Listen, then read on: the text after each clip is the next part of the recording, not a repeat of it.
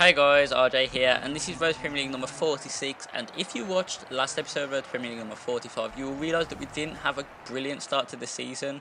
This was mainly because of the transfer budget we received.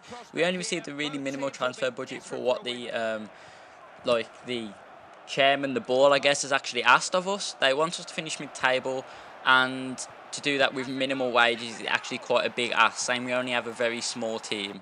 However, the team did pick up a draw in the starting game, and I was hoping we could move on from that to go on to get some more points in this episode and go on to maintain points, really. And as you can see there, by the first half and the second half of this game, it was 1-1.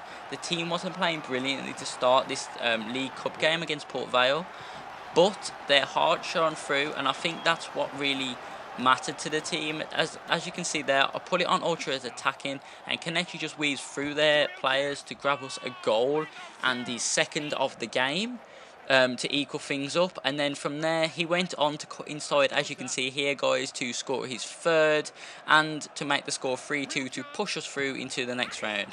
These wins are crucial as it kind of will bring a little bit of income, if any, into the club. I'm going to use this to renew people's contracts, and as you can see here, some people's contracts do need renewing. There's Smith, our goalkeeper, a 42 Amasi, and Kenichi, who need renewing this season. Kenichi wants an extra 1,000 of what he's got. A 42 Amasi wants 2,000, so 1,200 more than he's got. And Smith wants to stay on the same wage. Now, to get all of that out of 4k wages is very hard, let alone the fact that we signed Freeman, which means those wages then went down. So we've got to maintain the whole wages to budget, I don't know, we need to maintain them both so that they are able to play for us next season and remain at the club. It's a really big ask, but as you can see in the majority of the games, Kenichi is a really key player. He scored there and he goes through here to score again. Without him, I really don't know where the majority of the goals have come from. If Taylor doesn't play on his game, or maybe can't finish or start scoring as he seems to have started this season, he's the player that kind of steps up to the mark and scores, and that's the sort of player I definitely want to remain at the club. I think if we start letting players like him go, the club's going to kind of be a championship team for longer than I wanted.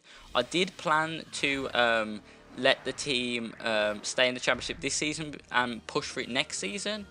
But with the only signing of Freeman to the club, it's very hard to actually do that. And as you can see here guys, the transfer window passes us by with over 100 million spent, only 1.4 million of that being ours. Very disappointed to do that, and that has had an effect on the team for energy and stuff like that. And even as you can see here, going in against Crystal Palace, energy is slightly low in some players, and although that may not matter for this game, eventually it actually will, and it's going to cause the team a bit of trouble. So for that reason, I decided to play a slightly weaker team against a strong Crystal Palace team.